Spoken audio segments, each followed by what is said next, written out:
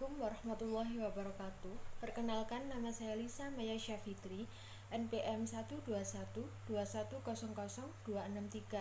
Di sini saya akan menjelaskan tentang kalimat. Kalimat adalah satuan bahasa berupa kata atau rangkaian kata yang dapat berdiri sendiri dan menyatakan makna yang lengkap. Kalimat adalah satuan bahasa terkecil yang mengungkapkan pikiran yang utuh, baik dengan cara tulis maupun lisan. Dalam wujud lisan, kalimat diucapkan dengan suara naik turun dan keras lembut, di sela jeda dan diakhiri dengan intonasi akhir.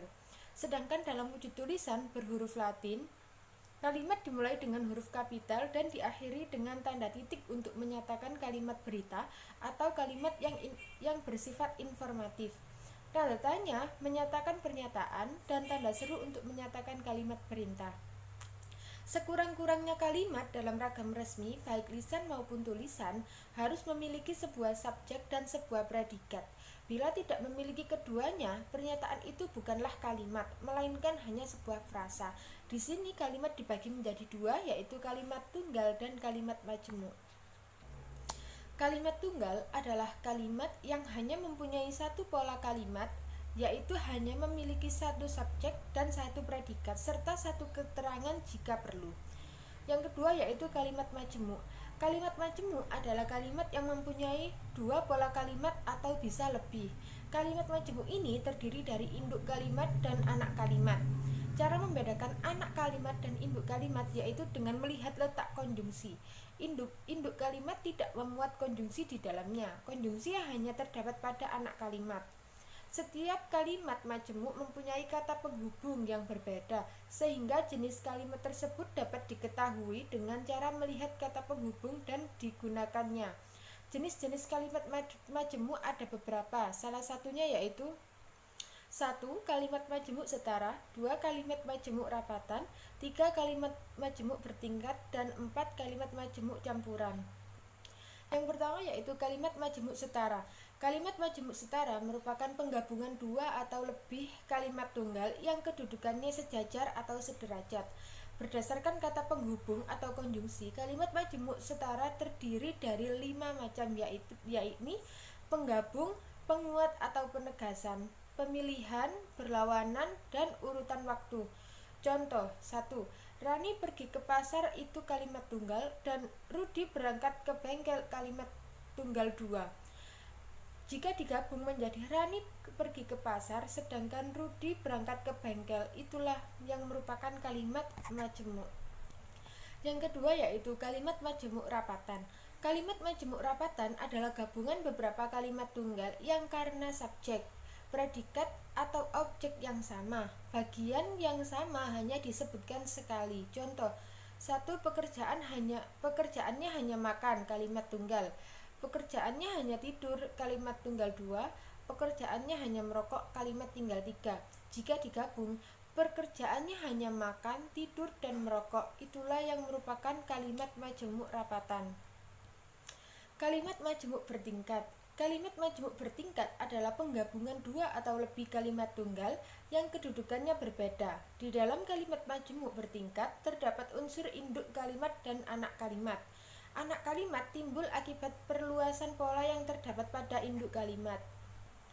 Berdasarkan kata penghubung atau konjungsi, kalimat majemuk bertingkat terdiri dari 10 macam, yakni syarat, tujuan, penyebaban, pengakibatan, cara, alat, perbandingan, penjelasan, dan kenyataan.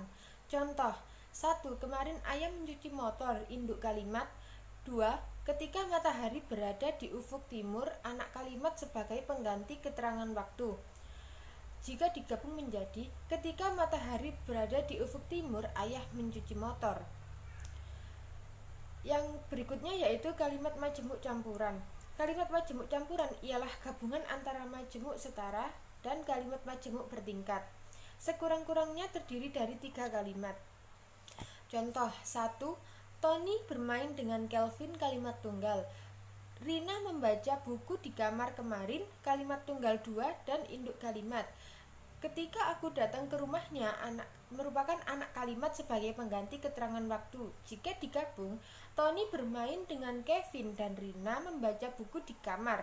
Ketika aku datang ke rumahnya kemarin, itulah yang merupakan kalimat majemuk campuran.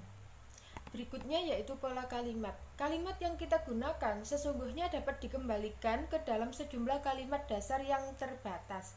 Dengan perkataan lain, semua kalimat yang kita gunakan berasal dari beberapa pola kalimat dasar saja, sesuai dengan kebutuhan kita masing-masing. Kalimat dasar tersebut kita kembangkan, yaitu yang pengembangnya itu tentu saja harus berdasarkan pada kaidah yang berlaku. Berdasarkan keterangan sebelumnya, dapat ditarik kesimpulan bahwa kalimat dasar ialah kalimat yang berisi informasi pokok dalam struktur inti yang belum mengalami perubahan. Perubahan itu dapat berupa penambahan unsur seperti penambahan keterangan kalimat atau keterangan subjek, predikat, objek, ataupun pelengkap. Kalimat dasar dapat dibedakan ke dalam 8 tipe sebagai berikut. 1. Kalimat dasar berpola SP atau subjek predikat. Kalimat dasar tipe ini memiliki unsur subjek dan predikat. Predikat kalimat untuk tipe ini dapat berupa kata kerja, kata benda, kata sifat, atau kata bilangan. Yang kedua yaitu kata dasar berpola SPO, subjek, predikat, dan objek. Kalimat dasar tipe ini memiliki unsur subjek, predikat, dan objek. Subjek berupa nomina atau frasa nominal, predikat berupa verba transitif, dan objek berupa nomina atau frasa nominal, misalnya mereka, sedang menyusun, atau karangan ilmiah. Kalimat dasar yang ketiga yaitu kalimat dasar berpola subjek, predikat, dan pelengkap. Kalimat dasar tipe ini memiliki unsur subjek, predikat, dan pelengkap. Subjek berupa nomina atau frasa nominal, predikat berupa verba intransitif atau kata sifat, dan pelengkap berupa nomina atau adjektivita. Yang berikutnya yaitu kalimat dasar berpola SPOPL atau subjek, predikat, objek, dan pelengkap. Kata dasar tipe ini memiliki unsur subjek, predikat, objek, dan pelengkap. Subjek berupa nomina atau frasa nominal, predikat berupa verba transitif, dan objek berupa nomina atau frasa nominal, dan pelengkap berupa nomina atau frasa nominal. Misalnya, dia mengirim saya surat. Yang berikutnya yaitu kalimat dasar berpola SPK. Kalimat dasar tipe ini memiliki subjek, predikat, dan harus memiliki unsur keterangan. Karena keterangan tersebut diperlukan oleh predikat. Subjek berupa nomina atau frasa nominal, predikat berupa verba intransitif, dan keterangan berupa frasa berpreposisi. Misalnya, mereka berasal dari Surabaya. Yang berikutnya yaitu kalimat dasar berpola SPOK. Kalimat dasar tipe ini memiliki unsur subjek, predikat, objek, dan keterangan. Subjek berupa nomina atau frasa nominal, predikat berupa verba intransitif, dan objek berupa nominal atau frasa nominal, dan keterangan berupa frasa berpreposisi. Misalnya, kami memasukkan pakaian ke dalam lemari. Yang berikutnya yaitu kalimat dasar berpola SPPLK. Kalimat dasar tipe ini memiliki unsur subjek, predikat, pelengkap, dan keterangan. Subjek berupa nomina atau frasa nominal, predikat berupa verba intransitif atau kata sifat, pelengkap berupa nominal atau adjektiva, dan keterangan berupa frasa berpreposisi. Misalnya, Ungu bermain musik di atas panggung.